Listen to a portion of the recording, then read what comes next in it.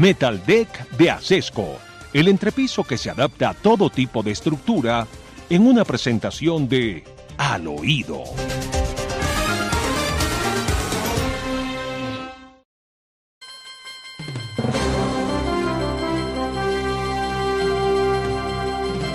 Bueno, queridos amigos, les contamos al oído que vamos a tener tren bala. Sabemos que termina o comienza en La Guajira, pero no sabemos para dónde va, ni quién lo financia, ni qué territorios recorre. Pero no importa, tren bala, no de más. Presidente Gustavo Petro, doctor Fernando, terminó la semana, él como siempre, con cualquier ocurrencia para poder dar noticia. Y lo logró, porque salió nada más y nada menos que con la idea absurda, es así, de un tren bala, doctor Fernando, en La Guajira, donde la gente no come 3 veces al día, donde la gente no tiene agua, no tiene saneamiento básico, pero va a haber tren bala, según Gustavo Petro. Esto fue lo que dijo desde La Guajira a propósito del tema. Pero entonces, ¿qué vamos a hacer con las infraestructuras? ¿Qué va a pasar con la línea férrea? Que llega a una bahía medio desocupada, un puerto que está ahí, ¿cierto? Ahí hay una pista aérea y no sé qué otras cosas que habría ya que mirar. Una línea férrea que va en línea derechista entre ese puerto y Albania, ¿cierto? Cuando la línea férrea es derechito, el tren puede ser un tren de alta velocidad, imagínese. O sea, usted, gobernador, podría tener aquí un tren bala. Porque no, eso no es la máquina lo que hace que sea rápido, sino que sea derecha la vía y usted la tiene. No, no la tenemos, está ahí. Está ahí quedando en desuso. Y el puerto está quedando en desuso. Bueno, otra payasada, ¿no? Otra payasada, doctor Fernando, cuando esperaba uno que Gustavo Petro se refiriera a temas realmente importantes para la región, como por ejemplo poderles llevar el agua, el tema de saneamiento básico, por ejemplo, darle explicaciones a los guajiros de qué va a pasar ahora que una de las empresas más importantes que había en Colombia, que era EDP, que era la encargada de administrar los parques eólicos en La Guajira, se fue de Colombia. Eso es lo que esperaban los guajiros, saber qué va a pasar con eso, con esos elefantes blancos que van a quedar ahí y que él, que tanto habla de transición energética, no pudo lograr concretar. Lo cierto es que no habló de los temas importantes, no habló, por ejemplo, de la base de operaciones de Sirius 2, que es el pozo más grande de gas natural que tiene Colombia y que operará en las cercanías de La Guajira. Entonces, Petro habla de cualquier cosa, doctor Fernando, y crea esta noticia de un tren bala. Como recuerde usted, ya había prometido un aeropuerto internacional en La Guajira para que se promoviera el turismo. Entonces, ya no es aeropuerto internacional, guajiros, esperen que el presidente Petro les va a construir un tren bala, porque dice él que si es derechito, puede ser un tren bala. Claro, si es derechito. Como es derechito, entonces pues es tren bala. De manera que en la costa atlántica puede haber otro tren bala. Eso está muy bien. Yo no sé qué es más rápido, doctor Fernando, si el tren elevado Buenaventura-Barranquilla, si el tren elevado que pasa el tapón del Darién entre el Chocó y Panamá, o si el tren bala de La Guajira, si el aeropuerto internacional de La Guajira, si el aeropuerto internacional en Tolú, no sé cuál de esas obras será la primera. La verdad estoy ansioso por ver la inauguración de una de esas.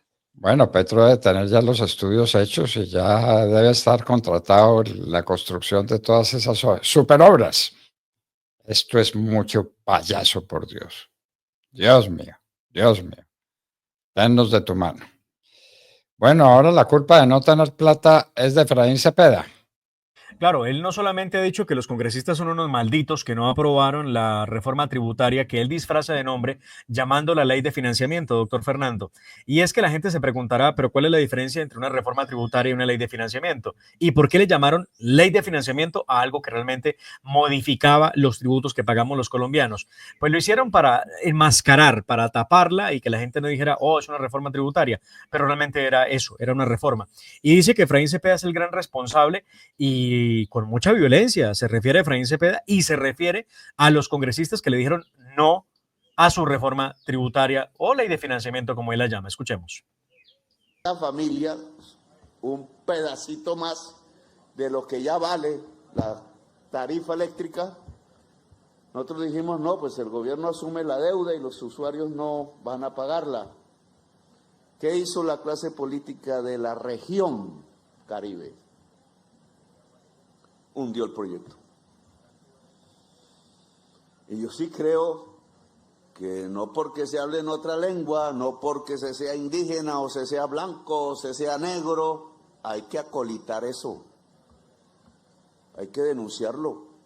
¿Cómo así que los representantes al Congreso de Colombia, que vota el pueblo caribeño todo, vota en contra de su pueblo cuando llega al Congreso de la República? Y tiene nombres propios. El jefe de esa banda se llama Efraín Cepeda, presidente del Senado de la República. ¿Qué le puede decir el senador Cepeda, Efraín, al pueblo barranquillero si le tumbó el artículo que le iba a bajar las tarifas de energía eléctrica? ¿Qué le puede decir? ¿Que hizo bien? ¿Que así es como se trabaja por el pueblo que le vota? No sé si comprarán votos en esas campañas, pero ¿qué? Pues con una clase política así suicida que vota. Bueno, tenemos un presupuesto de 523 billones. No le aprobaron 10 billones para que hiciera política barata. Y entonces, oigan, no puedes despotricando contra Efraín Cepeda ahora. En fin. Aunque solamente se trata del 2,2, doctor Fernando, por ciento de lo que significan esos 523 billones de pesos. Gustavo Petro ya amenazó con dejar sin plata el deporte, la música, la salud, por supuesto, la educación, las fuerzas militares, porque él dice que era fundamental el tema de los 12 billones de pesos. Lo que no cuenta Gustavo Petro es que el 70%, doctor Fernando, se va en gastos de funcionamiento, o sea, en burocracia, que es donde se está yendo toda la plata. Y en viajecitos, en aviones privados y en viajecitos de la primera dama y en todos los despilfarros que conocemos. Pero la culpa es del último 2%. No es del 98%. No, es del 2%. Despilfarro que pasa, doctor Fernando, por ejemplo, el presupuesto que se robaron de la unidad de gestión del riesgo. Estamos hablando de más de 700.000 millones de pesos que nadie sabe dónde terminaron. O bueno, podemos suponer dónde terminaron los 700.000 millones de pesos. Y ahí tiene usted el concurso de damas paseándose en los estrados judiciales. Primero Sandra Ortiz, que señala a Laura Sarabia. Laura Sarabia que insiste en que ella es inocente y que no sabía nada de lo que le está señalando la señora Sandra Ortiz. Sandra Ortiz que dice que sí, que eran dos mujeres poderosas, una de ellas muy cercana al presidente de la República, que montó todo el entramado y que la tiene ella hoy pues en una cárcel. Todo esto no lo cuenta Petro, que la plata realmente se la han gastado, doctor Fernando, en la apertura de nuevas embajadas y consulados en Colombia. Nunca antes en la historia hubo una cantidad semejante de embajadas y consulados, pero tampoco nunca antes hubo un presupuesto de 523 billones de pesos para un mandatario. Ni siquiera en la época de Duque hubo semejante presupuesto, doctor Fernando, hablando de la pandemia, ¿no? Que lo necesitó además por pandemia.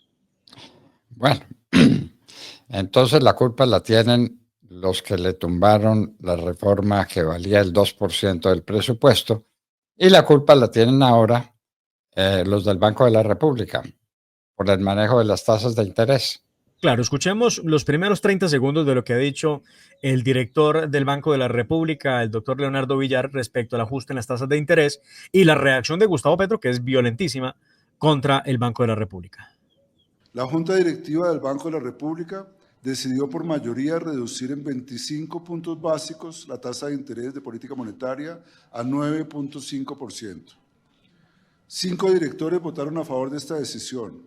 Uno lo hizo por una reducción de 50 puntos básicos y otro por una reducción de 75 puntos básicos. En su discusión de política, la Junta Directiva tuvo en cuenta los siguientes elementos.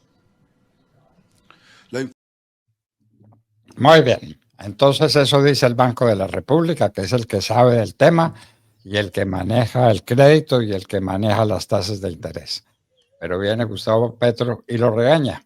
Claro, el Banco de la República, doctor Fernando, redujo las tasas de interés en 25 puntos básicos, como lo escuchamos del doctor Leonardo Villar, para ubicar al 9.5%. De esta forma, nuevamente vota el Banco de la República por un recorte de la tasa de interés con menos aceleración. Pero Gustavo Petro salió furioso, porque recuerde usted que él es economista ante todo, y él también tiene su opinión sobre lo que ocurrió. Dice Gustavo Petro, la reducción de 0.25, bueno, él no puso el punto, pero lo asumimos, 0.25 puntos de la tasa de interés por parte de la Junta del Banco, de la Junta Directiva del Banco de la República es una decisión política, ¿ah? Busca que la economía no crezca en el gobierno progresista y sacrifica la economía nacional y el pueblo de Colombia. El año entrante, aún así, buscaré que bajen las tasas de interés en el país. Bueno, entonces Petro ahora la emprende contra el Banco de la República y ya usted podrá suponer, doctor Fernando, lo que significará un Gustavo Petro tomando el control del Banco de la República cuando él elija, proponga y ponga en el Banco de la República a 2 nuevos codirectores. Tendrá mayorías. Entonces, ¿qué hará Gustavo Petro con un Banco de la República que le hace caso? Bueno, no creo que tenga mayorías, porque esta decisión fue tomada por 5 y 2 querían una reducción más alta todavía. Entonces, con dos miembros no va a hacer nada, pero en fin, va a causar mucho daño. También quiere el Banco de la República, quiere la Federación de Cafeteros, se tomó Ecopetrol, se tomó todo, está destruyendo el país y está convirtiendo el país en un país comunista. Donde quiera que haya plata, por supuesto, Gustavo Petro tiene que aterrizar, porque eso es lo que le interesa, la plata. ¿Se posesionó Gregorio El Hash antes de lo previsto, Demar, ya como Sí, Procurador General de la Nación? es un dato muy curioso, doctor Fernando, porque es que el periodo de la procuradora Margarita Cabello, o por lo menos de todos los procuradores, se vence en este caso, el año entrante, en el 2025, a mediados del mes de enero. Y vaya dato curioso, apareció Gustavo Petro posesionando a Gregorio El Hash el día de ayer. Escuchemos parte de las palabras de lo que Gustavo Petro le dijo a Gregorio El Hash en el evento de posesión. Señor Juan Gregorio El Hash Pacheco, ¿jura usted ante el pueblo de Colombia cumplir bien y lealmente las obligaciones que la Constitución y la ley le confieren al cargo para el cual ha sido elegido? Sí, juro. Si así lo hiciera, el pueblo de Colombia se lo premie y si no, él se lo demanda. Doctor Fernando, este acto que usted está viendo en pantalla con nuestros televidentes de la Hora de la Verdad es una posesión en Riohacha, en el departamento de La Guajira, donde estaba proponiendo Petro los trenes bala para intensificar el turismo. El presidente Petro lo posesionó el viernes pasado y le digo esto, doctor Fernando, que parece de mentiras, pero es verdad. Lo posesionó, como usted lo escuchó, pero aclaran que es de manera simbólica. No. Claro, porque es que el periodo de la procuradora, el periodo constitucional termina en el año 2025. No ha terminado en diciembre del 2026, del 2024. Y dijeron que era de manera simbólica. Es que no lo puede posesionar de manera legal, doctor Fernando. ¿Y a esa payasada se prestó Gregorio El Hash? Bueno, pues ahí estuvo. ¿Ha sido un hombre serio? Eso es una payasada. Eso no es un simbolismo, eso es una payasada. La administración de Margarita Cabello, doctor Fernando, como Procuradora General de la Nación, porque es que además no puede haber 2 procuradores, evidentemente. La Constitución no Eso prevé. le iba a preguntar si Margarita Cabello había renunciado y había dejado. No. Margarita Cabello va hasta el 15 de enero, doctor Fernando. Bueno, otra payasada de Petro. No, con la payasada del nuevo procurador que teníamos por hombre serio. Pues parece que de serio no tiene mucho. La oferta de los Estados Unidos para vender aviones de combate a Colombia. Hay nueva oferta, doctor Fernando, que vamos a ver si la toma Gustavo Petro, porque todo pareciera que se inclinan por los famosos Gripen suecos, que cuestan mucho dinero, que no tienen el respaldo que tendrían los F-16 que se habla pudiera ofrecer de Estados Unidos a Colombia. Y entonces empieza a haber un ruido importante alrededor de cómo sería el cambio y Estados Unidos aparece con una nueva propuesta. Según la oferta que han conocido algunos medios de comunicación en Colombia, tiene que ver con que Estados Unidos propone a Colombia reemplazar en parte la flota de aviones Kafir. El ofrecimiento consiste en 8 aviones F-16 por menos de $200 millones. Esto es, doctor Fernando, más o menos 9 veces menos de lo que costaría la flotilla que se compre a Gripen los aviones suecos. Ahora la pregunta es, ¿Gustavo Petro lo aceptará? ¿Aceptará esos aviones que cuestan mucho menos de lo que le están vendiendo los suecos? Pregunta que quedará para que la resuelva el mismo gobierno y que se supone, doctor Fernando, que si estamos en una crisis económica tan compleja como la que estamos viviendo, pues debería aceptar la oferta de los Estados Unidos en cambio de endeudar a Colombia en unos aviones que valen un dineral. Pero pues, conociendo a Petro, dudo mucho que tome la palabra y diga que se va por los F-16, que además son mucho más fáciles de mantener, porque en Brasil es donde hay Gripen, de hecho, suecos, y la cooperación de Colombia siempre ha sido con Estados Unidos e Israel para el tema de equipamiento militar. Pero como ya peleamos con Israel, Pero- peleamos con Israel por la Franja de Gaza. Las peleas de Petro no las entiende nadie, doctor Fernando. Pero pues Ah. es que él es así, Bueno, ahora Miguel Rodríguez quiere ser gestor de paz.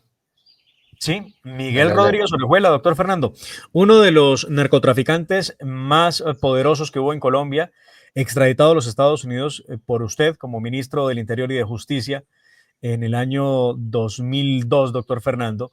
Reaparece Miguel, que es el que queda vivo. Recuerde que Gilberto falleció hace que un par de años seguramente, me excusan porque no tengo clara la fecha de su fallecimiento, de una enfermedad en los Estados Unidos mientras estaba preso. Pero aquí le está la carta que le escribe Miguel Rodríguez a Gustavo Petro, y entre otras cosas lo que le dice Miguel Rodríguez a Gustavo Petro es que le permita ser gestor de paz para ayudar en todo este proceso de paz de Colombia.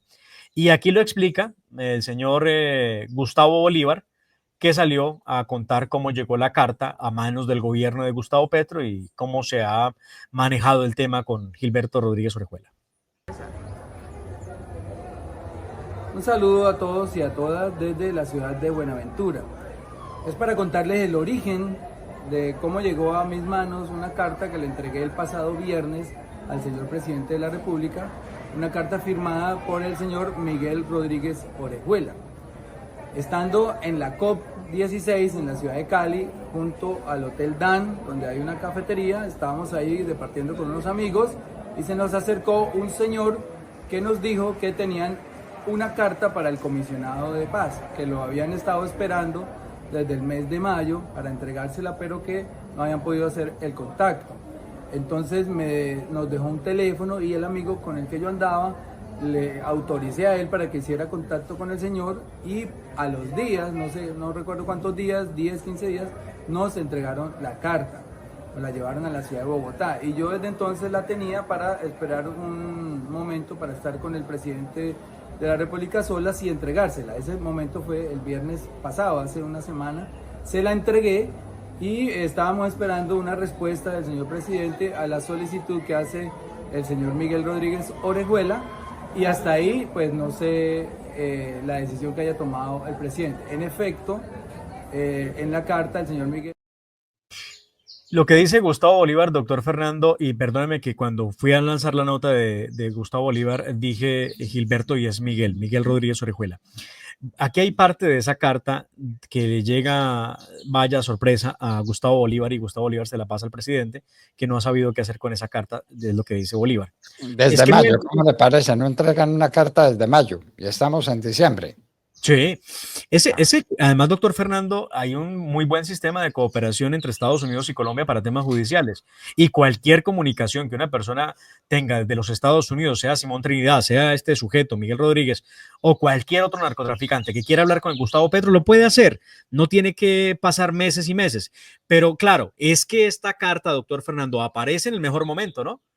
Lo que está pasando con Sandra Ortiz, lo que está pasando con Laura Sarabia, todo lo del escándalo de la unidad de gestión del riesgo, pues hay que taparlo con alguna cosita. Y bueno, apareció la carta que dice, entre otras cosas, y me permito leerle, doctor Fernando, a usted y a la audiencia, parte de ese documento que tengo aquí en pantalla. Dice lo siguiente: Señor presidente, el pueblo colombiano solo quiere entender y saber la verdad de esta época oscura de nuestra historia que ha sido permeada y acompañada por la cultura de la corrupción que dirigió los destinos de nuestro país por más de 40 años y poder cerrar definitivamente sus capítulos y continuar camino hacia la paz definitiva. Colombia merece tener una luz de esperanza real que venga de la mano de nuevos modelos de gobierno direccionados al beneficio del pueblo bajo la premisa de inclusión y de todos y para todos, sin prejuicios ni temor al cambio de paradigmas, incluyendo especialmente a los perseguidos y a los que piensan distinto a las políticas que han fracasado. Lo que dice el señor Miguel Rodríguez Orejuela. Ahora, Hablando de corrupción, el hombre más corrupto que tuvo Colombia. Él habla de paz, el hombre más asesino que ha tenido Colombia, que puede ser Mancuso. él y Pablo Escobar, los más corruptos de Colombia. Entonces ahora está hablando de paz y de la necesidad pues del cambio para que Gustavo Petro también lo reciba y para que le dé un abrazo. Yo recuerde, lo mío no se refiere a la extradición de los Rodríguez Orejuela, sino a que los saqué de la cárcel de Palmira, donde los cuidaba cierto coronel de la policía, de cuyo nombre no quiero acordarme, pero que tal vez todos ustedes recuerdan, que los dejaba salir de la cárcel para que se fueran a hacer fiestas a su casa en Cali, ¿no? Y en la cárcel recibían a un chef y a un maître que les preguntaban con quién iban a almorzar en el día y qué iban a almorzar para prepararles sus viandas especiales. Cuando llegué al Ministerio del Interior vi eso y dije, estos señores están presos, se van presos.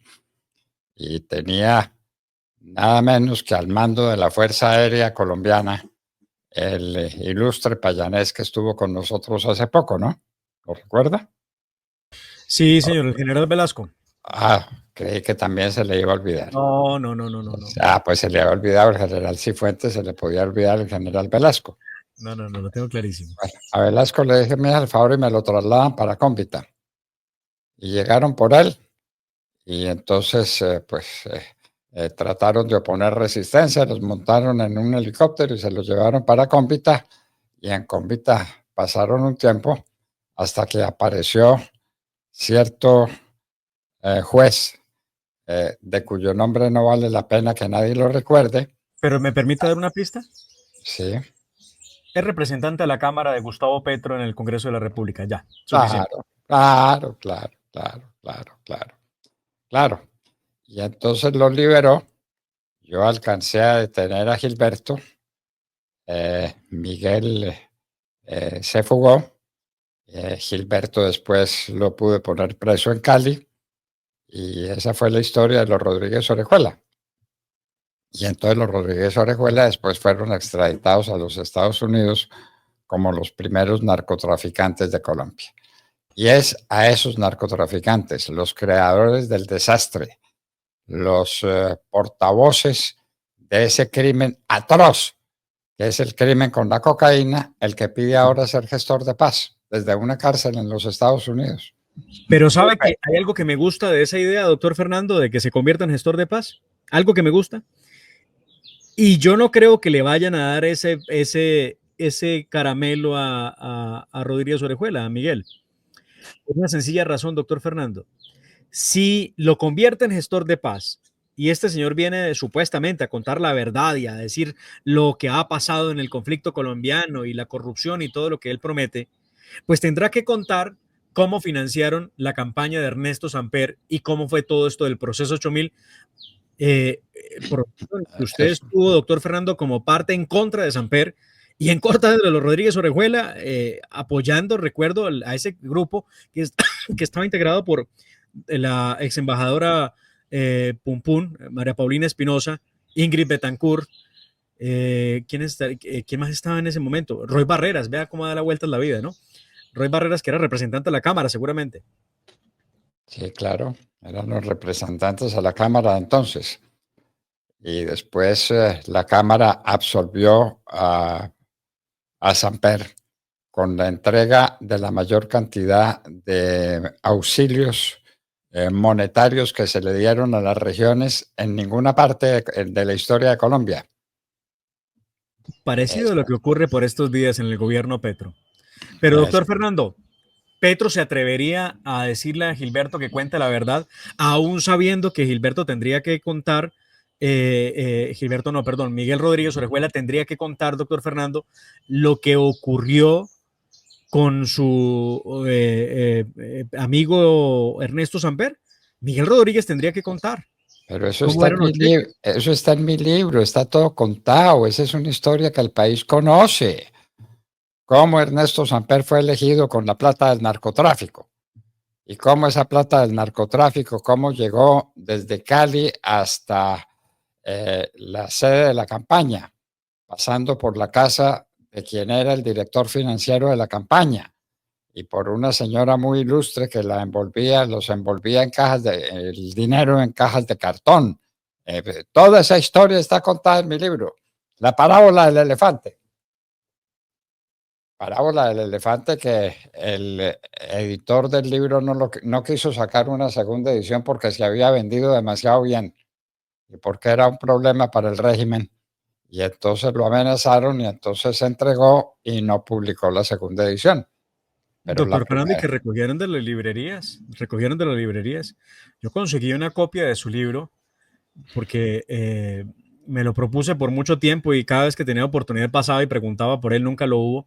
Y luego, caminando al centro de Bogotá, donde está toda la zona de libros, abajo del Banco de la República, me lo encontré de segunda en muy buen estado, lo he escaneado y se los he prometido a los oyentes, se los presentaré en breve, que tengan una oportunidad de tenerlo en un servidor para que ustedes lo puedan descargar y lo puedan leer. Está la parábola del elefante en PDF y se las voy a dejar a disposición para que, con su permiso, los oyentes la puedan tener.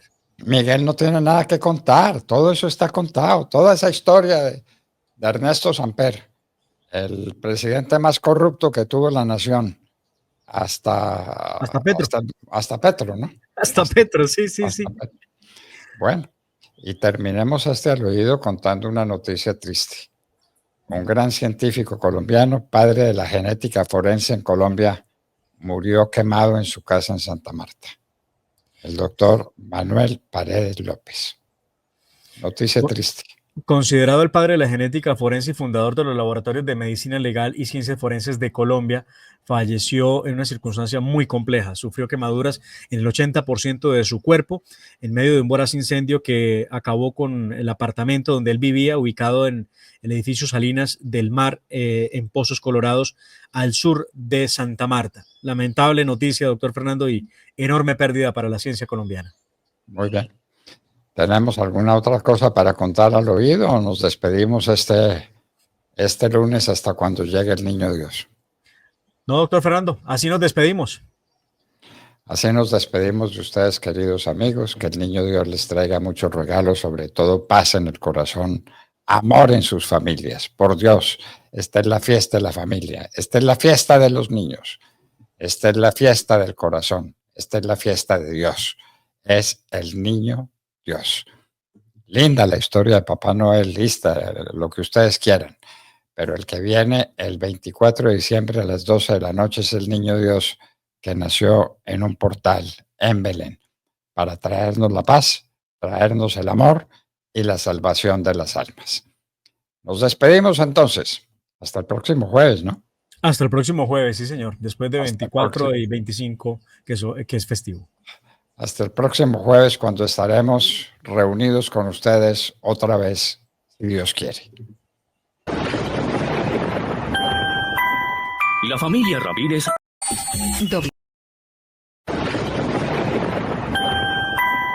La familia Ramírez duerme tranquila porque su techo está bien hecho. Bien hecho como las cubiertas Asesco. Por su doble capa protectora, son ultra resistentes a la corrosión y al paso del tiempo. Para que tu techo quede bien hecho, exige calidad Asesco. Ay, ven, tómame una con esta flor, tómame otra con este paisaje. Ay, ma. Así como comparte las fotos de todo lo que ve en el paseo, comparta comprobantes de pago. En la app Davivienda, todo es más fácil y sin salir de la app. Descárguela ya. App Davivienda. Aquí lo tiene todo. Vigilado Superintendencia Financiera. Consulte condiciones en la app Davivienda.